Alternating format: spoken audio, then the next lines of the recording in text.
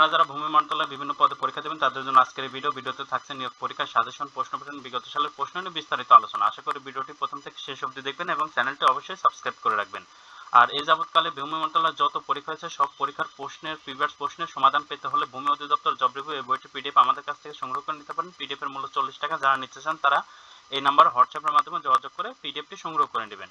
সামনে যে পরীক্ষাটি আসে সেই পরীক্ষা প্রথমে এমসিকিউতে পরীক্ষা হবে। এমসিকিউ যারা পাস করবে তাদেরকে আবার রিটেন পরীক্ষা নেবে। এমসিকিউ পরীক্ষায় এরকম 4টা অপশন দেওয়া থাকবে, একটি অপশন বেছে নিতে হবে। এই পরীক্ষায় যারা পাস করবে, এমসিকিউ পরীক্ষাতে যারা পাস করবে তাদের আবার কিছুদিন পরে রিটেনের জন্য ডাকবে।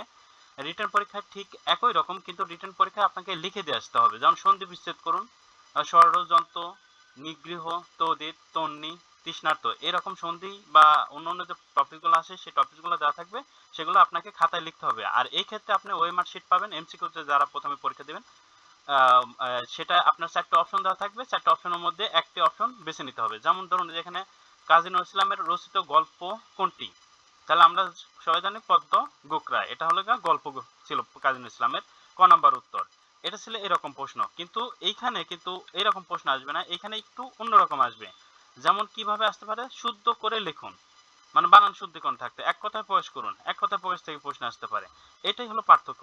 এরপরে আপনারা যারা 100% প্রশ্ন কমন পেতে চান তাদের বলবো বাংলা, ইংরেজি, গণিত এবং সাধারণ জ্ঞান সাথে প্রিভিয়াস কোশ্চেন ব্যাংক আলাদা আলাদাভাবে নিয়ে সংগ্রহ করে পড়তে পারেন।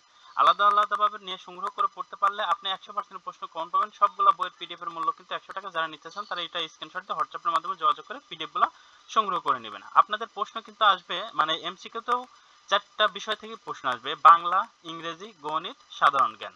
আবার রিটেনে যারা এমসিকিউতে পাস করবে, পরবর্তী রিটেন যাদের হবে তাদেরও কিন্তু 4টা অপশন থেকেই প্রশ্ন আসবে, বাংলা, ইংরেজি, গণিত, সাধারণ জ্ঞান, এই 4টা টপিকসের উপরই।